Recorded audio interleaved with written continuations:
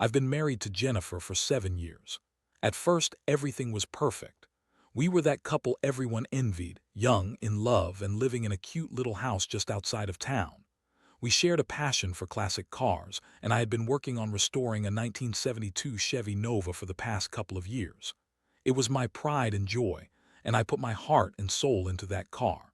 Jennifer was always supportive, cheering me on and even helping out from time to time. But things started to change. I began to notice some subtle signs that something wasn't right with Jennifer. Little things at first. She'd be on her phone a lot more, giggling at texts and quickly putting it away whenever I walked into the room. She also started going out more often, claiming it was girls' night or that she had meetings with work. I didn't think much of it. I trusted her. After all, we had been through so much together, and I believed our love was strong. But then there was the mechanic, Dave, a friend of mine who was helping with my Nova. He was a good guy, but I noticed he was hanging around our house a lot more than usual. At first, I thought he was just being helpful, but then it struck me as odd. Why was he always stopping by? I brushed it off. Maybe he just liked the car as much as I did. One Saturday, I planned to spend the day working on the Nova. I wanted to get it ready for the local car show, and I was excited. I had just finished a big project and felt proud of my progress. I figured I'd treat myself to a little me time. As I was cleaning up the garage, I noticed Jennifer's car in the driveway. I figured she was running errands or maybe just hanging out with friends. Then I heard laughter coming from the garage. It sounded like Jennifer and Dave. I thought my heart would stop. I peered around the corner and what I saw made my stomach drop. There they were, Jennifer and Dave, sitting in the driver's seat of my Nova, laughing and whispering to each other, her hand resting on his thigh. I felt like I'd been punched in the gut. I couldn't believe my eyes. It was like the world around me faded away and all I could focus on was the betrayal unfolding before me. In that moment, I should have confronted them right then and there, but I froze. I watched, my heart racing, feeling a whirlwind of emotions, anger, disbelief, sadness. My mind was racing with questions. How long had this been going on? Was it just physical or was there something deeper? I couldn't take it anymore.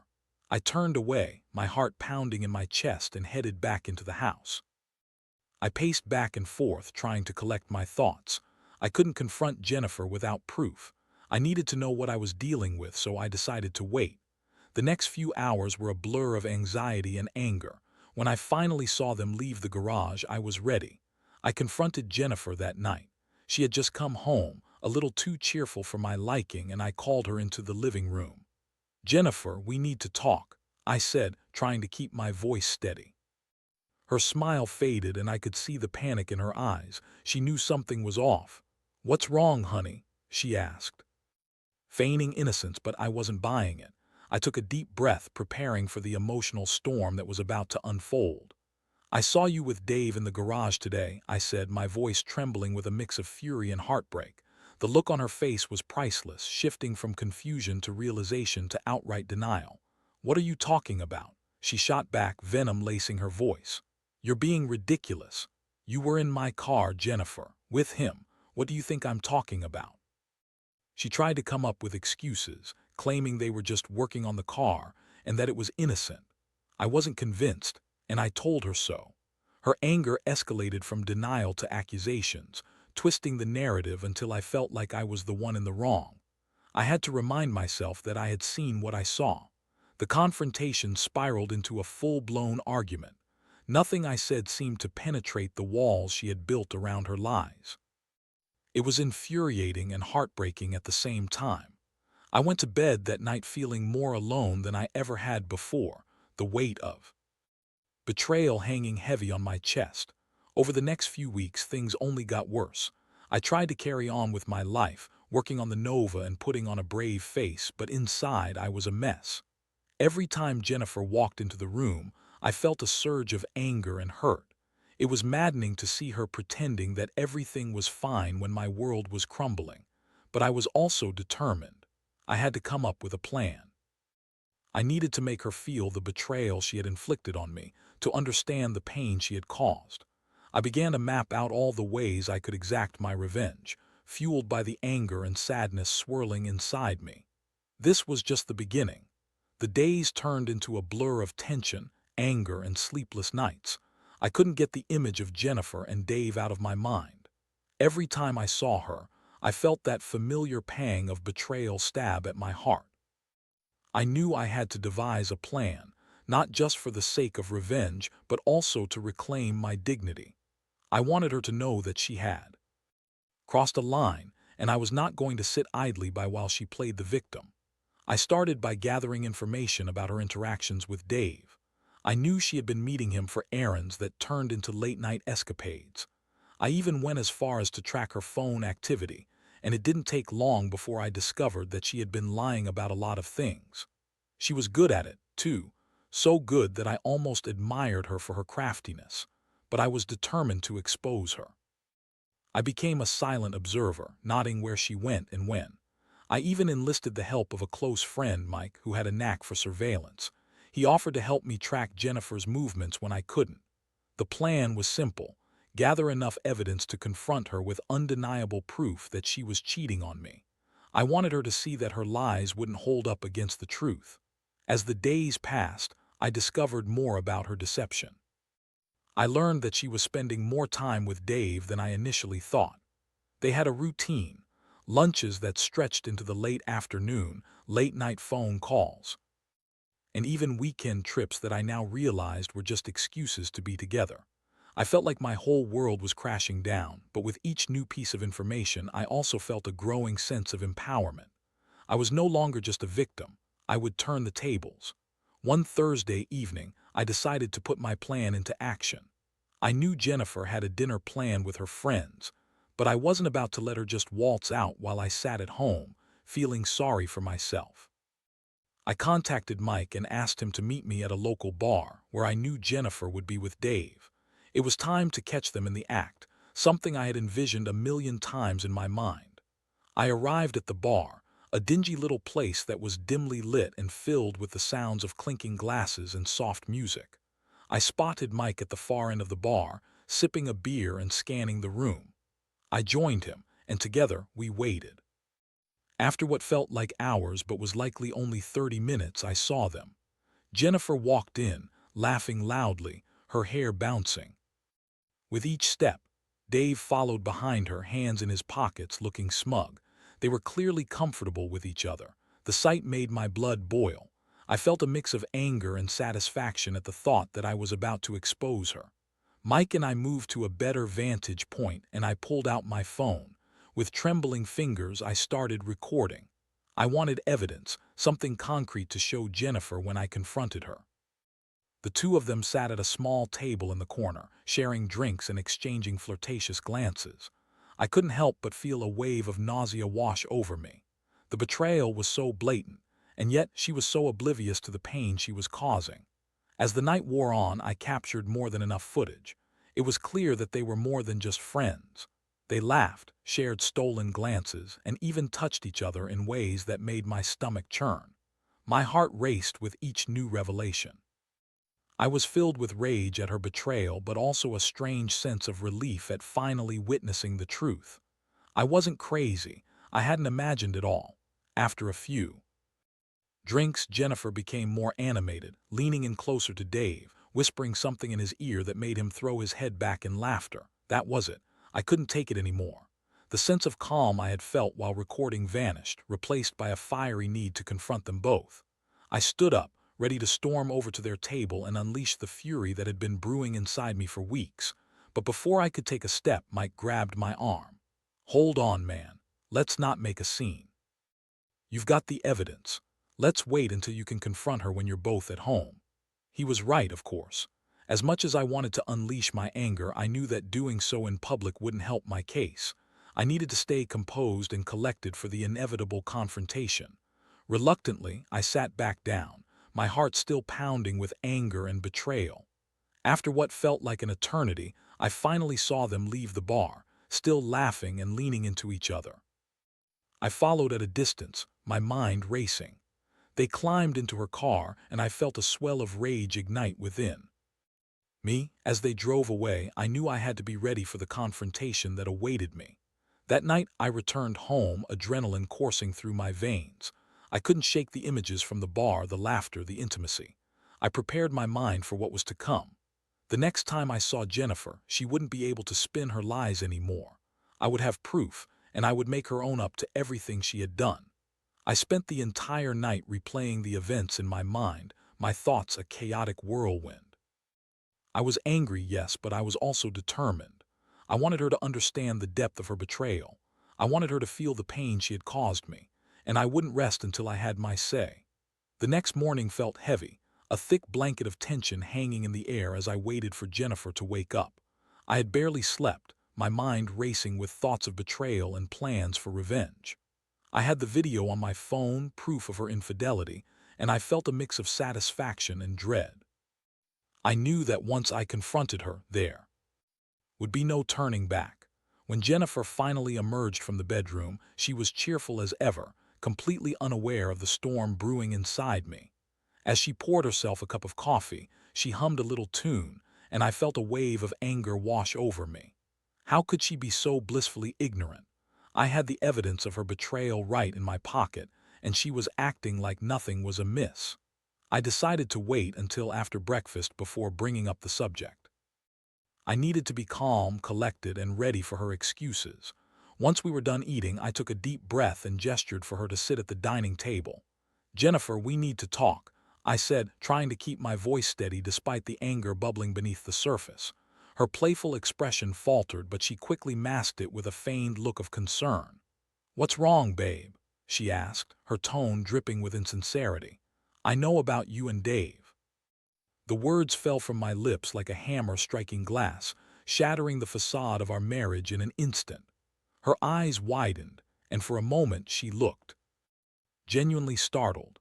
"What are you talking about?" she replied, her voice rising defensively. "You're being ridiculous." "Ridiculous? Is that what you call it?" I pulled out my phone, feeling a rush of adrenaline. "You think I'm being ridiculous? Look at this."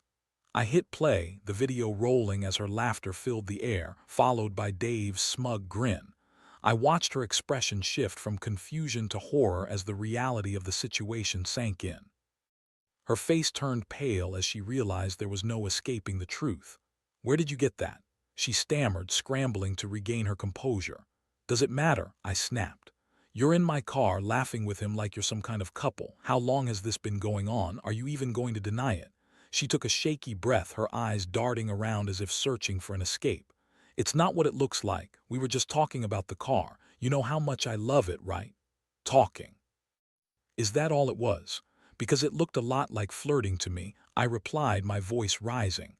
"You're lying to my face, Jennifer. I know you've been spending time with him behind my back. I have proof." She scoffed, her anger flaring. "You're being paranoid. This is ridiculous. You're making something out of nothing." "No, you're the one who made something out of nothing. I didn't ask you to cheat on me," I shouted, the weight of betrayal crashing down on me like a tidal wave. Her eyes filled with tears, but I wasn't in a forgiving mood. "I can't believe you would stoop so low, Jen. You were supposed to be my partner, my best friend. And you let him into our lives, into my garage, my sanctuary. Do you even care how this affects me?" "I do care," she shouted back, her voice cracking.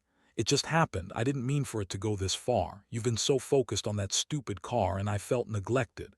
"Neglected? That's your excuse, so you decided to cheat on me." I was incredulous. "You couldn't come to me and talk about it. You had to run to my mechanic." Her defensive wall crumbled for a moment, revealing a glimpse of vulnerability. "I thought I was helping. I thought you would understand," she said, her voice now soft, almost pleading.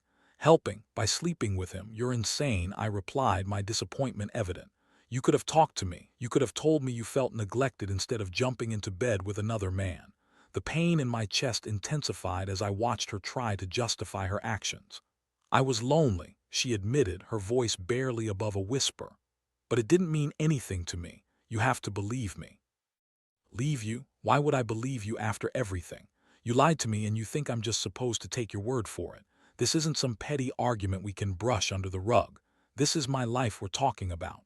Her tears flowed freely now, but I felt no sympathy. Instead, I felt empowered, like I was finally taking control of the situation.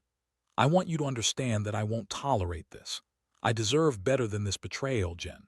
We need to figure out what comes next." "I don't want to lose you," she said, reaching for my hand. But I pulled it away. "You already lost me the moment you let him into our lives. I don't know if I can ever trust you again." We sat in silence for what felt like an eternity, the weight of my words hanging heavily in the air. I realized that this was just the beginning of a long and painful road ahead. I needed to think clearly and decide how I wanted to move forward. The emotional roller coaster had only just begun, and I had a lot of soul-searching to do. I felt both liberated and crushed, knowing that I had finally confronted her, but also faced with the reality that our marriage was hanging by a thread. I had to consider my next steps carefully. Should I give her another chance to make things right, or was it time to cut my losses and walk away? The thought of separation filled me with dread, but I knew I had to prioritize my own well-being. I had never envisioned my life ending up like this, but here I was, grappling with the aftermath of betrayal and wondering what my future would hold. The days that followed the confrontation were a blur of confusion and emotional turmoil. I found myself oscillating between anger and sadness, replaying every moment of our relationship in my mind like a broken record. I never imagined I would be in this position, sitting at the brink of ending my marriage over infidelity. Jennifer was still living in the house, but it felt like we were strangers sharing the same space. The laughter and love we once shared had been replaced by an unsettling tension. Jennifer tried to reach out to me, often initiating conversations about our future, her expressions of remorse and regret pouring out like water from a broken dam. "I'll do anything to make this right," she would plead, her eyes filled with tears. But I found it increasingly difficult to listen to her apologies.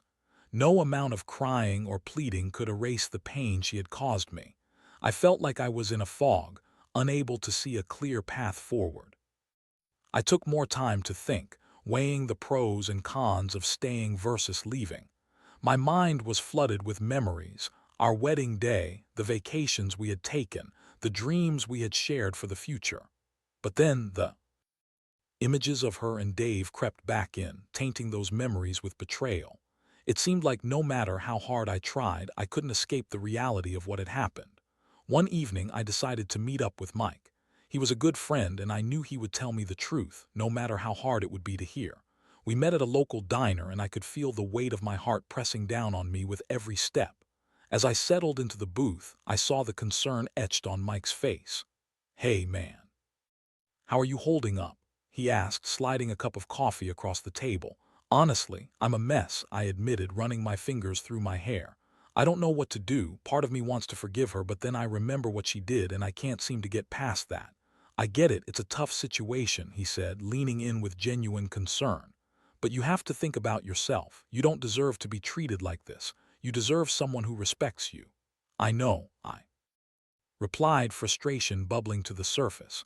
"But we've been together for so long. It's hard to imagine life without her. I just feel so lost." "Sometimes it's better to lose a relationship than to lose yourself in it," Mike said, his words cutting through the fog of confusion. "You have to prioritize your mental health. If she's not willing to fight for your marriage, you need to consider moving on." His words struck a chord, resonating with the part of me that longed for self-respect. I had been so focused on trying to salvage our relationship that I had overlooked my own needs. I spent the rest of the evening discussing our options, weighing the possibility of couples therapy against the idea of separation.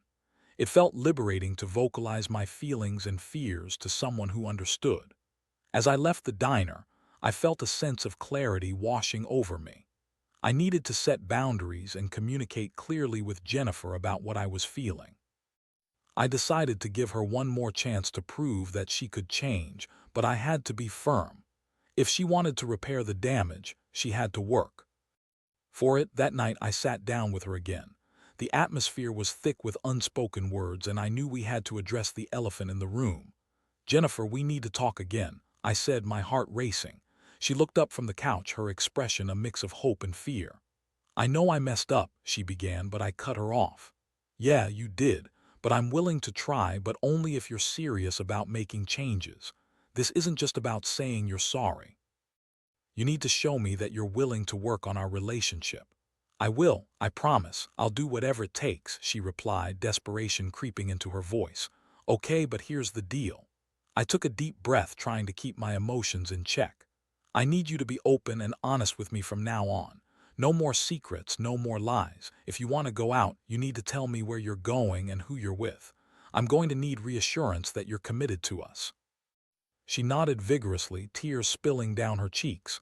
I'll do that, I swear. I'll prove to you that I want to fix this. Good, I said, feeling a flicker of hope.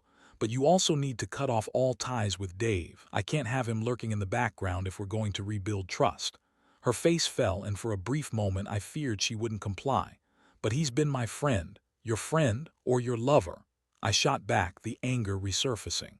You need to make a choice, Jennifer. If you want this marriage to work, you have to show me that I'm your priority, not him. I'll do it, she murmured, her voice barely above a whisper. I'll cut him out of my life, I promise. As she spoke, I felt a flicker of hope. Perhaps we could salvage our marriage after all. But in the back of my mind, I knew it wouldn't be easy. Trust was shattered, and rebuilding it would take time and effort from both of us. I realized that this was a turning point. I didn't want to rush back into the blissful moments we had shared before. It was time to take a step back and reevaluate everything. I would hold her accountable, and I needed to be honest about my feelings. While I wasn't entirely convinced that we could return to the way things were, I was willing to try, provided she matched my efforts. I had to tread carefully, but I also had to be firm. We both had a long road ahead, and I prayed that we could navigate it together. As I lay in bed that night, I felt a mix of hope and fear. The future was uncertain, but one thing was clear. I was no longer willing to be a passive player in my own life. It was time to take control, both for my sake and for the sake of our marriage. I wouldn't let this define who I was, and I was determined to find my way back to happiness, whether that was with Jennifer or on my own. The following weeks were a whirlwind of emotions and challenges as Jennifer and I navigated the rocky terrain of our marriage post-betrayal. We both committed ourselves to working on our relationship, but I knew, deep down, that the road ahead would not be easy. The wounds of infidelity were still fresh, and trust was like fragile glass, easy to shatter and hard to repair. Jennifer tried her best to demonstrate her commitment. She would check in with me throughout the day, text me when she arrived at work, and even offered to share her location with me on her phone. I appreciated her effort, but I couldn't shake off the underlying tension. Each time she received a text, I felt my heart race, and I would wonder if it was from Dave. I hated feeling this way, but my mind often drifted back to that painful image of them together. One evening, we sat down to dinner, and I decided it was time to have a candid conversation about our progress. So, how do you think things are going? I asked, trying to keep my tone neutral. I think it's going well, she replied, her eyes hopeful. I've cut off all ties with Dave. I haven't spoken to him since that night. I really want to make this work, and I'm willing to do whatever it takes. I nodded, wanting desperately to believe her. I appreciate that. I want to believe things can change, but it's hard. For me, I still feel hurt, and I need you to understand that. I know. I'm sorry for everything, she said, tears welling up in her eyes. I'm just so scared of losing you. I'll do anything to prove to you that I'm committed. Her vulnerability made my heart ache, and I felt a flicker of warmth amidst the coldness that had enveloped us. I want to believe you, but it will take time for me to heal, I admitted. I understand. I just need you to be patient with me, she replied softly, reaching across the table to squeeze my hand. As the weeks rolled into months, we both worked on our communication skills and attended couples therapy. It was a strange experience, sitting across from a therapist, dissecting our relationship with a stranger. But it was a necessary step. The therapist guided us through our feelings, helping us articulate our needs and expectations. I began to see glimpses of the woman I had fallen in love with, the one who had gotten lost in the chaos of betrayal. On one particular session, Jennifer surprised me by openly discussing her feelings of abandonment during my obsession with the Nova. I know it doesn't justify my actions, but I felt like you cared more about that car than about me, she confessed, her voice breaking. I thought if I couldn't get your attention, maybe I could find it somewhere else. Hearing her say that made me realize the cracks in our relationship had been there long before the affair. I had been so focused on my project, my passion, that I had unintentionally neglected her feelings. It was a bitter pill to swallow, but I understood that I needed to take responsibility for my part in our struggles. I decided to shift my focus.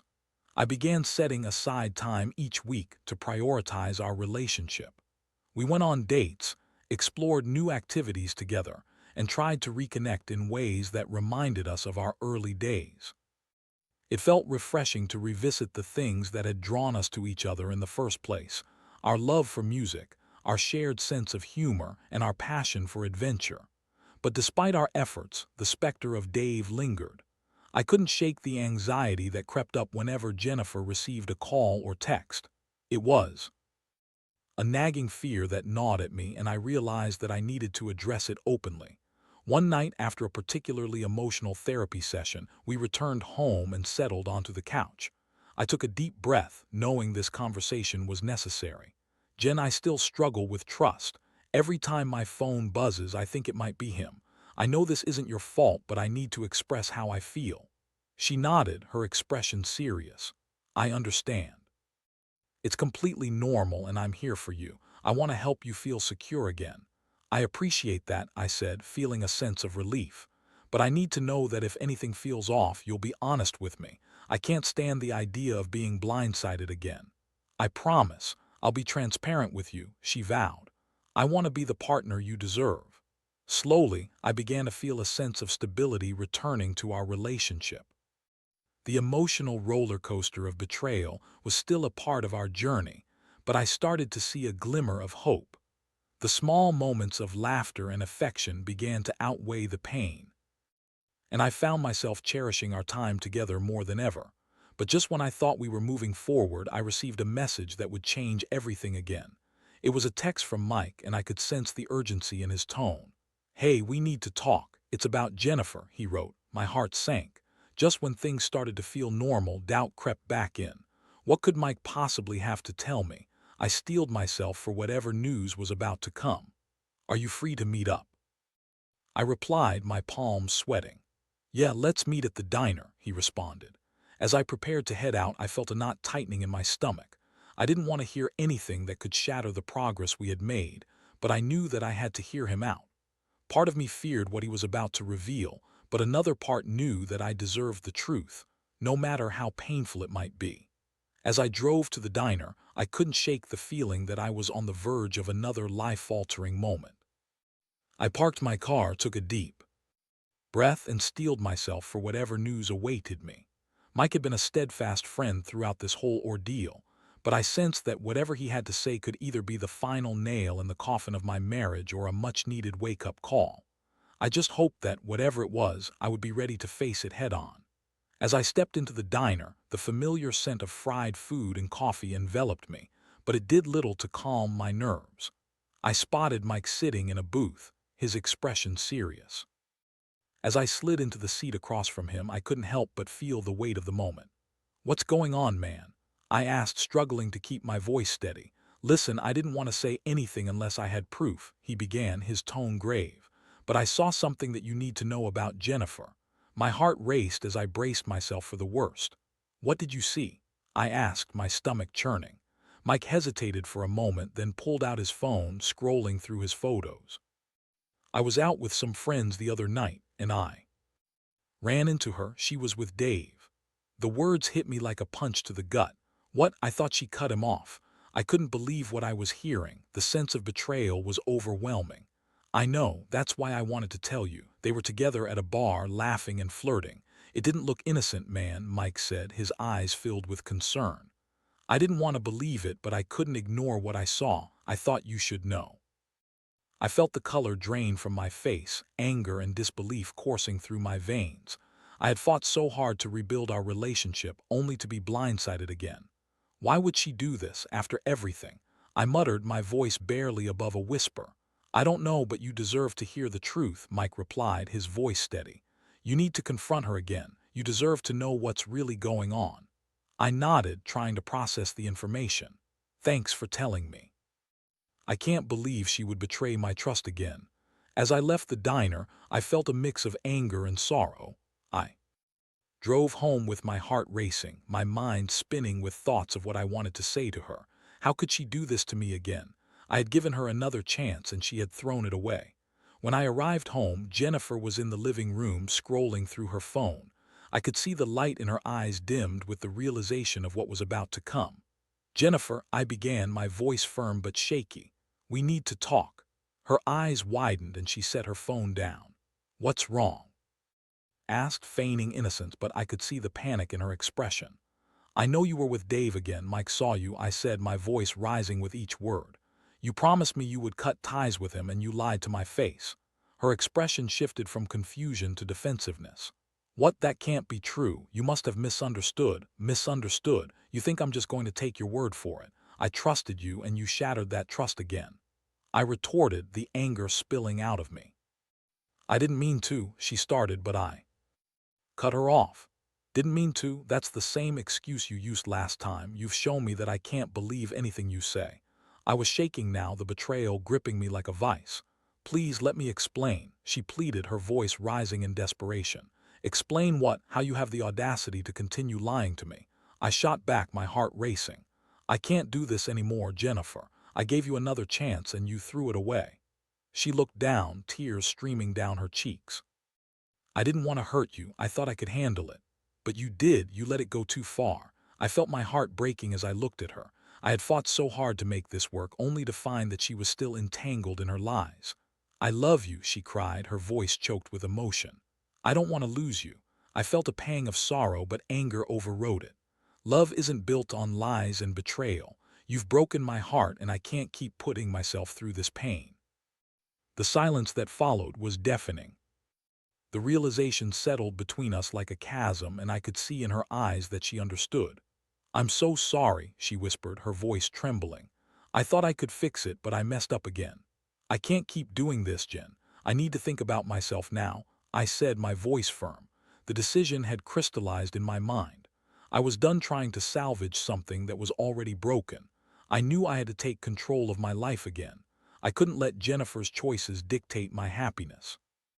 "I think it's best if we take some time apart," I said, my voice steady despite the tears welling in my eyes. "What does that mean?" she asked, her voice filled with dread. "It means I need to find my own path again. I can't stay here while you figure out your feelings," I replied, my heart aching. "I need to focus on healing and rebuilding my life." As I walked away, I felt a sense of resolve wash over me. I was finally taking control of my life, embracing the unknown that lay ahead. It was painful, yes, but I knew I had to prioritize my own well-being.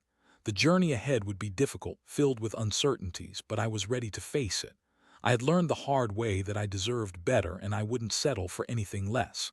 I would emerge stronger no matter how long it took. As I closed the door behind me, I felt a wave of relief wash over me. I was reclaiming my life, my choices, and my happiness. I would rise from the ashes of this betrayal, ready to embrace whatever the future held.